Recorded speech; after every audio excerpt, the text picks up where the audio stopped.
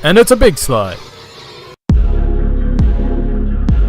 Hi everyone, Keenan Likes Cars here, and today we're comparing the Gen 1, Gen 2 Formula E cars around the fictional Leicester circuit, so let's get started. Right, getting off the line here, you can see that the Gen 2 car is much faster off the line, accelerating on the Gen 1 car in front. I'm just going to back off here because of the first chicane is very tight and likely to cause an accident. Just giving space here. And we get through clean, surprisingly. And back on the power. And you can see again the power differences. We just close right up on the Jaguar in front, down the inside. And then the inside here on the brakes. Tiny bit of lockup. The most difficult thing I find about getting used to this car is the brakes on it, and there's the incident. Jump a whole bunch of cars in line here down the inside. And on our way forward, as you can see, there's a big gap to the car in front of us. We go through the second tight chicane here for the first time. And ooh, big moment here. Big slide, correct it. And out. You can see this is the first time really driving with the Halo in this Gen 2 car. I actually don't find it too bad, apart from getting the feeling that you are driving a giant flip-flop. That would be a thong for you Aussies, but apart from that, the visibility isn't too bad, except for one gripe I have with it is that you get into a certain range and the car in front will just disappear. Anyway, down to the final corner here, which I find incredibly tricky to get the braking right for. And taking it a bit conservative here, just touching the curb, back on the power to the long front straight, and we've completed our first lap of 5 here.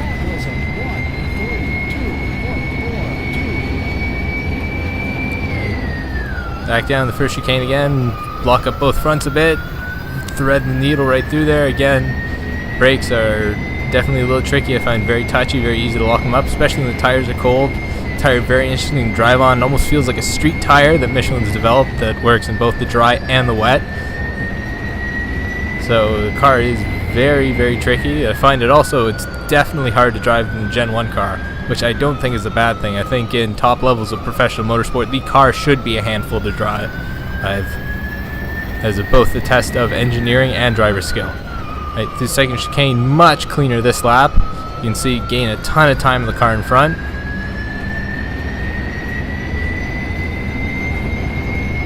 You can see what I was talking about there. Just when I get right in the right spot with the car in front, right in front, it just disappears in front of the Halo. And with higher steering input like this, so it is difficult to judge and is quite a bit nerve-wracking being that far behind the car because you don't know where the car is going. Now I'm sure with a human driver in front it would be a bit different, but with rFactor 2's AI it is a little sketchy.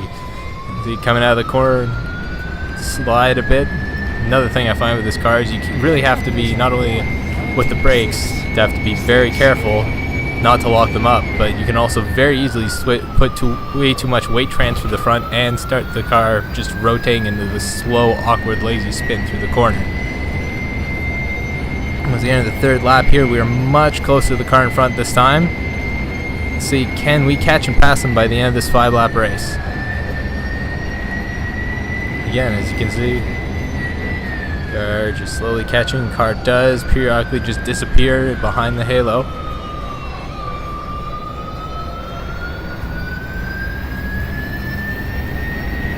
On full power mode, and set to, I believe, 4 for the regen, as that is tricky in itself, as each regen setting changes how the diff reacts and how the car feels and how it slows down and enters into a corner under braking. So it's definitely different to a combustion car to learn and how to use that to your advantage.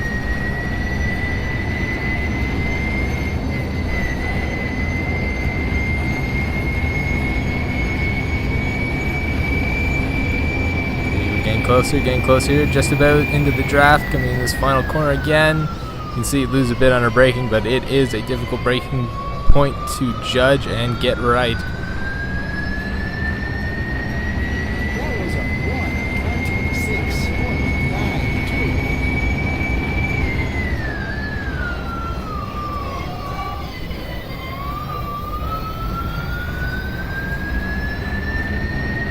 skirt the wall there and back up the hill. Again, probably the most difficult thing about this car is getting it right under braking, and also getting onto the power again, just because with the electric motors you have that instant torque right on the throttle, so you have to be careful and be mindful of that.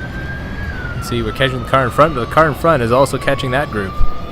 So can we get that car? Can we get a bunch in the remaining lap and a half here? Right, onto the second chicane again. Quick, clean through here. Have to watch, because these, again, as they behave kind of like a street car, they do similar with how the tire reacts after you have a few quick laps, and then they do start to slide around a bit more. That is one thing you have to watch, especially on a tight street, well, not so much tight, but a street circuit like such as this, where you do not have any room for error.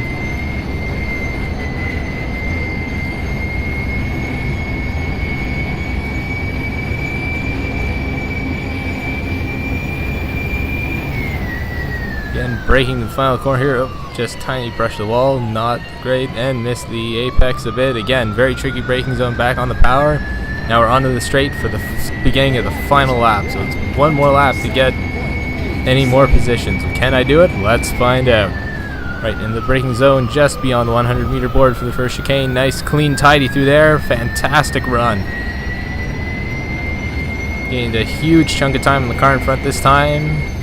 Right up there, and pop out and passed.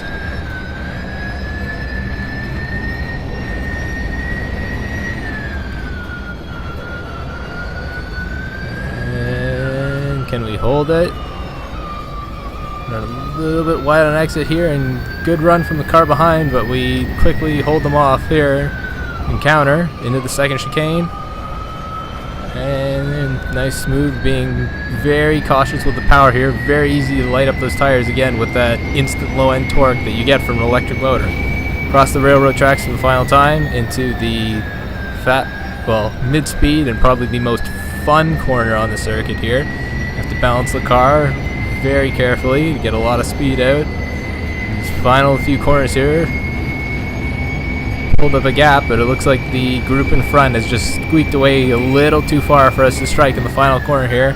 Brake, make sure to not lock up the brakes, not slide the car, just gently hit the apex, get back to power. And that is 5 laps around the new fictional Leicester circuit with the new Gen 2 Formula E car. This is definitely a blast to drive. So if you like this video, please like, subscribe, and ring-a-ding-ding that bell. Thank you for watching. See ya!